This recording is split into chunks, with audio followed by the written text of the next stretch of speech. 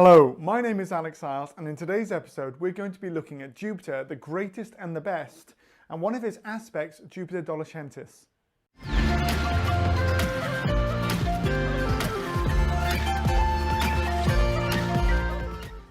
So welcome back. In today's episode we're going to be looking at Jupiter and Jupiter Dolichenus. So Jupiter is a really interesting deity. As we've looked at with Mars and Venus previously, let's look at where Jupiter comes from. So he probably starts off very early on as an italic deity, Dispater, or a sky father. And you can even see some of that left over in his name as Jupiter, Pater, or father right there. So he is the sky father, an Indo-European deity who has then survived into the italic myths and then is adopted or brought in through the evolution of the Roman mythology to become Jupiter as we see him in the Roman myths. He's very similar to obviously the italic Dispater, and alongside this as well, the Etruscantina. When he's similar to those gods, the Etruscantina is a very massive influence on Jupiter as a deity because he's a sky god and he's quite different from the Greek Zeus. Even though there's aspects later on when the Romans start interacting more with the Greeks that they adopt the Greek mythology, Jupiter's character is quite different to Zeus's character in the way that he is presented. So that comes from the Etruscans and the Italics and those style of gods right there. His symbols are the eagle and the lightning bolts, and obviously the eagle becomes the symbol of Rome itself. So when the eagle is the symbol of Rome, that is then from Jupiter himself. It's a creature of the sky, it's a massive bird, and it's got a power as a predatory animal. So again, that's an aspect of Jupiter with his power and his ability to bring both judgment from the sky, like an eagle hitting a prey animal, or like a lightning bolt that comes out of nowhere and would strike trees, people, things like that. And so you can see that within Jupiter's characteristics. He's seen as this god of judgment, he's this god of power, and also has a slight military aspect as well, because sometimes he was paired with victory, or he would be Jupiter the provider, all of those different aspects that the Romans, when they needed to, they would create another aspect of the god that they would worship. It's very interesting as well when we look at the history of this, because Numa Pompeius, who was the second king of Rome, was said to have sat down with Jupiter and actually discussed how the Roman religious system would work. Now, what I find really interesting there is this a mythological explanation for an actual synod? And I use the Christian term synod when a group of bishops come together to discuss a theological issue. Well, in the same way, is this a synod in a similar way where leading men of Rome are coming together to discuss what the actual Roman religious system will look like? What parts will they adopt from other people? How are they going to do their religious practices? Things like that. Then it's made into mythology with the idea of Numa Pompeius sitting down with Jupiter himself and creating the Roman mythological system. And so when you've got stuff like that, it's really exciting to look at it and go, is this an actual real historical event, or is it something that is just a mythology that's built up afterwards because of the fact that he instituted a lot of religious reforms at those times, and when he instituted those religious reforms, they've then been built into the mythology of the early kings of Rome, because he's seen as one of the better kings, one of the good kings, rather than the later kings, who obviously then result in Rome becoming a republic, and then that's a big part of Roman history. The Romans view themselves as not being ruled by kings, which again is really interesting because obviously Jupiter is the king of the gods, which becomes easier for the Romans later on when you have the emperor. Because then the emperor, he's not a king, he's an emperor, and he is ruling with the authority from the Senate until later imperial power comes through in the Domine, where it's actually from the power of the army where they draw it, and imperial power becomes focused very much on the emperor, and they ignore the Senate. Whereas in earlier times, the emperor always drew power from the Senate and had to be legitimized by the Senate, because they looked at the old sort of system of dictators, which would be temporary leadership from obviously the Republic, and then that was how they sort of styled themselves. It's quite an interesting one right there. Now with this as well, you've also got to understand that Jupiter is responsible for oath-taking, and he's also responsible for justice. And when he's responsible for those, you can actually see this in modern day English, because sometimes when people make an exclamation, and maybe they're being a little bit satirical nowadays, they will say, "By Jove!"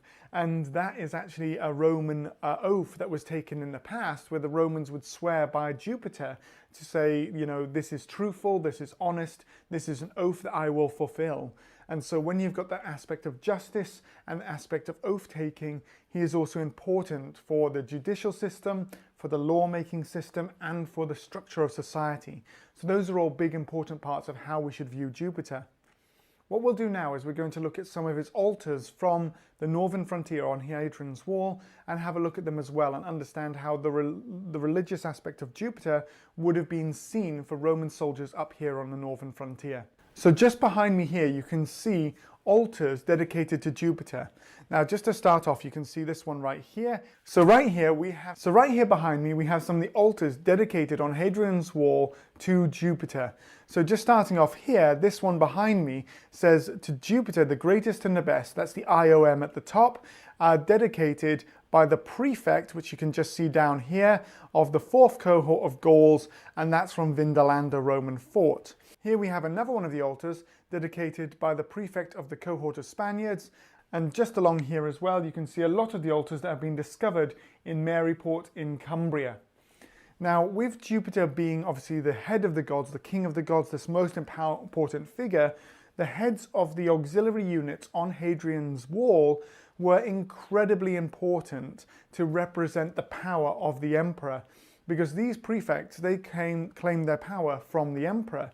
So when you're inside the headquarters building of a Roman fort, the headquarters building would have a statue of the emperor and then a plinth where the commander would stand and address his troops. So when he's addressing his troops, what he's doing is he's actually saying, right, I draw authority from the emperor, and the emperor draws divine authority through the deity Jupiter.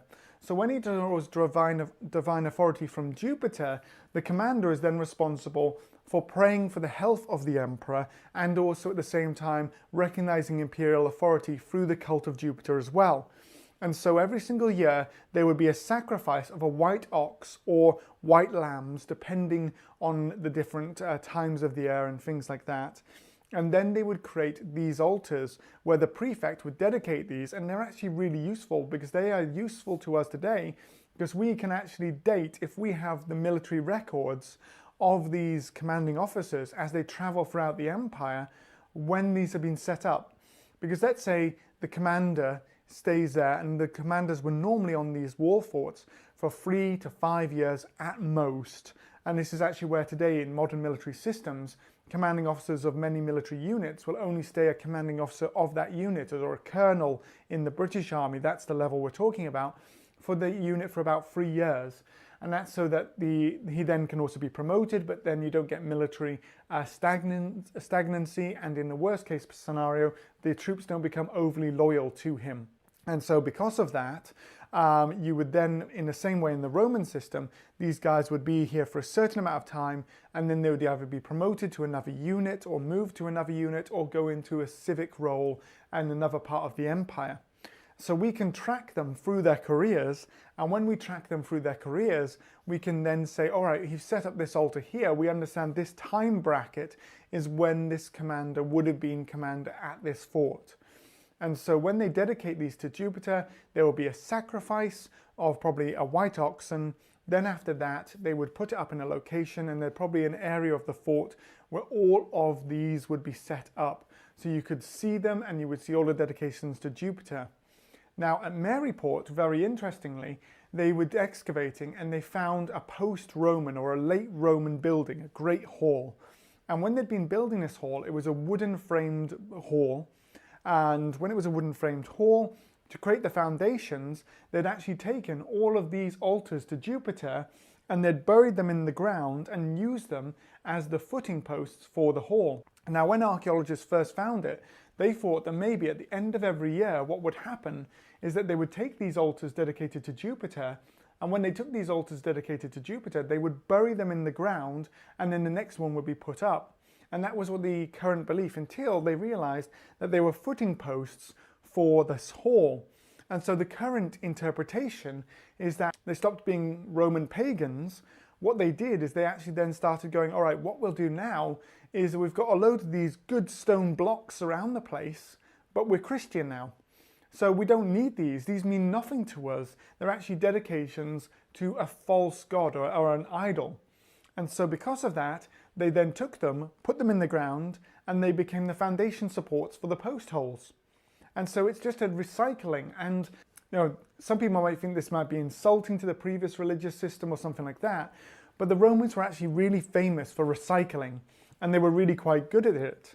In fact, in Rome, there seems to have been like a stonemason's yard where previous emperors' buildings or previous emperors' statues, when they had stopped being useful, would have been gathered together, and then when a new emperor wanted to make a building or something like that, they would then go along, they would take previous parts of previous arches, previous buildings, stuff like that, and then they would build them into the new arch. So instead of having to go and quarry and make something brand new, you'd just be able to recycle something previously. And we also see this in statues as well. When a statue was put up to one emperor, you could keep the body and then just change the facial features slightly, recarve it. And then suddenly, yes, bam, straight away, you've got the emperor's statue and you don't have to go through all the cost and expense.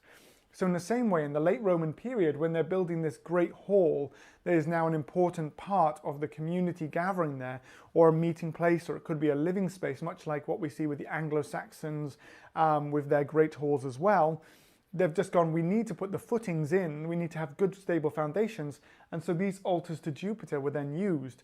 But because of that, we can then look through and we can say which unit was stationed at the fort, who was the commander, and get a lot of information. And so we can date a lot of the time of the fort and understand the fort's history from these.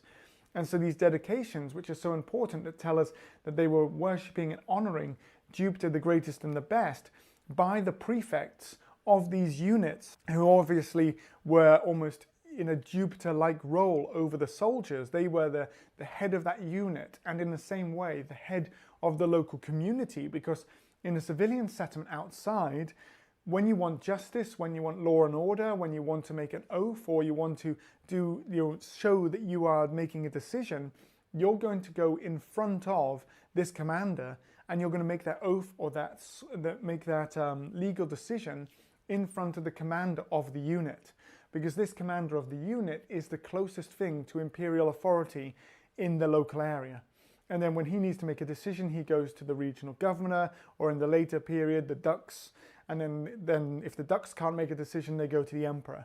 So all imperial authority, all authority comes back to the emperor, and the emperor then draws his authority from the gods and the Roman system as a whole, and the spirit of Rome. So that's a little bit of the history right there. It understands how Jupiter fits in and how commanders would want to honor Jupiter because they're drawing authority from Jupiter through the emperor.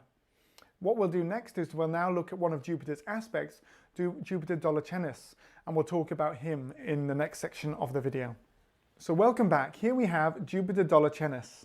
Now Jupiter Dolichenus is an aspect of Jupiter, and he was adopted, and we see his worship from the end of the 2nd century on the Antonine Wall, and in East Lothian, not far away from Edinburgh, there is actually a temple and a shrine to Jupiter Dolichenus found on the Antonine Wall and on the northern frontier.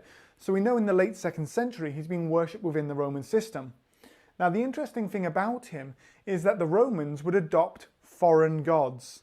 And when they adopted foreign gods, they would then synchronize them with their own deities. When they adopted these gods, they would represent them in the way that they understood the foreigner. Now, the Romans were very happy with using racial stereotypes. So, for instance, Jupiter Dolichenus wears a Phrygian cap. And the Romans, in art, when they want to represent an Easterner, they're all wearing Phrygian caps. And it's a way of quickly and easily saying this person is Eastern. And so because of that, they're easy to say, right, the stereotypes that we believe about foreigners of the East are like this. And so they had a set of tropes that would be an understanding of an Easterner. So when you're depicting these gods, they would take a named god, Dolichenus, and then they basically brought him into the Roman Pantheon, but he wouldn't be the same way he'd be worshipped back in Syria, where he was originally from. And so when he was from Syria and southern Turkey, that area there, he would have certain aspects, and he was actually closer to the Canaanite and Phoenician Baal. And so the Romans took that idea, took Dolichenus, but they wanted him for his almost stereotype of an Easterner, and also, interestingly enough, he seems to have also had a healing aspect as well. And then when they took that, they then brought him into the Roman system, synchronized him with Jupiter, and then had him right there. So they really went to town with some of the Eastern stereotypes. As I mentioned before, he's got the Phrygian cap on. You can see in this altar right here, he's holding a labrys, which is a double-headed axe, which was associated with kingship, but also with the Thracians as well. So another Eastern culture. He's holding lightning bolts in his other hand, which is again representing Jupiter, and he stood upon a bull. When he stood upon a bull, that was representing virility, it was representing strength, it was representing power. And so you've got some nice symbols there, which are both Eastern symbols, but also key symbols that the Romans would recognize within their own religious system.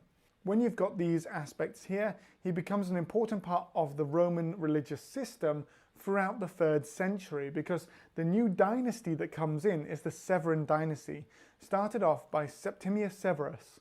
Now Septimius Severus, he himself is a North African. And when he's a North African, he is of Punic descent, so from the Carthaginians, Rome's great enemy, but he's a Romanized Carthaginian, and his mother's family was also from Italy. And so when you've got that, he's got an Italian family mixed with a Carthaginian family, and he's very proud of both of his descents. When you've got that going on, he marries a priestess from Syria. And so because of that, he is seen as a bit of a foreigner, he's a bit of an outsider to the Roman system, but he's also a Roman. He then starts using the cult of Jupiter Dolichenus throughout the empire, and he's a big fan of Jupiter Dolichenus alongside some other cults as well. And so that spreads out through the military. Now, Jupiter Dolichenus is always depicted in military garb, which is, so he's depicted wearing a cuirass, which is the breastplate, and he's shown wearing military greaves and stuff like that as well. But in the 3rd century, that's a symbol of power. As the emperors become more militaristic, then that's seen as normal imperial garb, and the emperors are always depicted also wearing military garb as well during this sort of time. So again, it's not necessary that he's a war god, it's just that he's shown wearing the garments of power. So the Severans then sponsored the cult of Jupiter Dolichenus, but the military figures then adopted it, because then when it's associated with that dynasty, they can then worship Jupiter Dolichenus, and when they worship Jupiter Dolichenus, that becomes really quite important for the emperor's health, the emperor's well-being, and you can worship him and then pray for the health and the success of the dynasty. It becomes a very, very important cult, and up on the northern frontier, there are actually quite a few of these temples dedicated to him. So just to give you an idea, they are all over the northern frontier. They found temples to Jupiter Dolichenus in Brewcastle, Old Penrith, Risingham, Croyhill, Chesters, Vindolanda and Corbridge. So you've got them all along the frontier, both north of the wall and on the wall itself. This worship would have been very much connected to the Septimian dynasty. When it's connected to the Septimian dynasty, you also see this at Vindolanda as well. And so you've got this wonderful altar behind me right here, which was a part of the temple at the fort. And there were dedications by the prefect of the 2nd cohort of Nervans and the prefect also of the 4th cohort of Gauls. So it's being used by different commanders and different units and being worshipped on the frontier. You've also got this hand which was found within one of the ditches outside the fort. And there's a question, is it being ritually deposited there, or is it actually just being thrown away when the cult is no longer useful? But this here, this hand, is thought to be the golden hand of Jupiter Dolichenus. And when it's seen to be that, it's associated with healing, it's associated with good health, and you find them wherever there is a temple to Jupiter Dolichenus. And so maybe at the end of the use of the temple, it's just being thrown into the ditch and just got rid of, because the cult started to become less popular. Alongside the cult being associated with the health of the emperor, there was also a female deity, JUNO Regina, who was also really quite important. And JUNO Regina possibly was associated with the empress Julia Domina. And Julia Domina was Septimius Septimus's wife. And so her being associated with the goddess JUNO Regina, and when you've got JUNO Regina, she would be in the same temples as Jupiter Dolichenus. So you've got almost these two deities which have been adopted by the imperial couple, Septimius Severus and Julia Domina, to then be represented within cult locations throughout the empire. And when you've got these cult locations, you can see this very well at Chester's Roman fort, and just on the screen right now, you should be able to see a statue of Juno Regina that was found at Chester's. Now, when you've got this amazing statue, had it been in marble, this would have been one of the most famous statues from Roman Britain, but it's made of local sandstone instead, which therefore has made it seen as less important, but it's beautifully carved, and at the bottom you can just see the fact that she's standing on a heifer. So just like Jupiter Dolichenus is standing on a bull, as you can see behind me, the Empress's deity, Juno Regina, is standing on a heifer.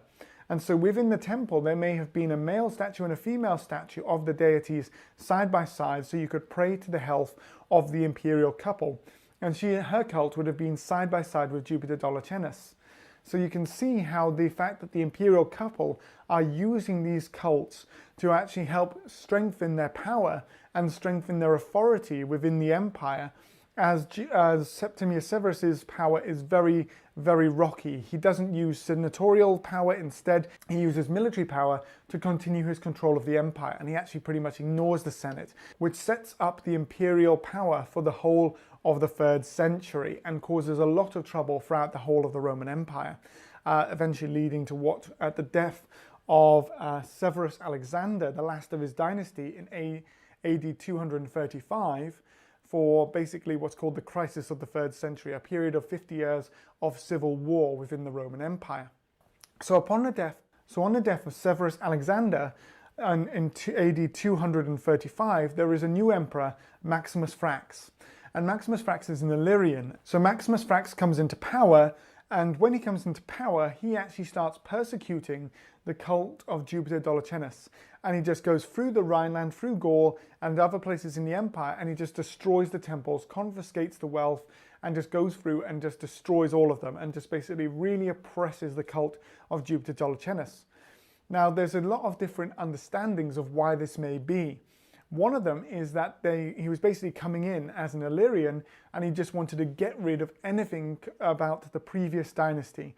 He was getting rid of the Severans, getting rid of their cult connections, and it was seen that the cult of Jupiter Dolichenus was highly connected to the Severan dynasty. So it was a way of basically saying, cut your ties to the previous dynasty, there's new people in town, get rid of your connections, and we are now in power.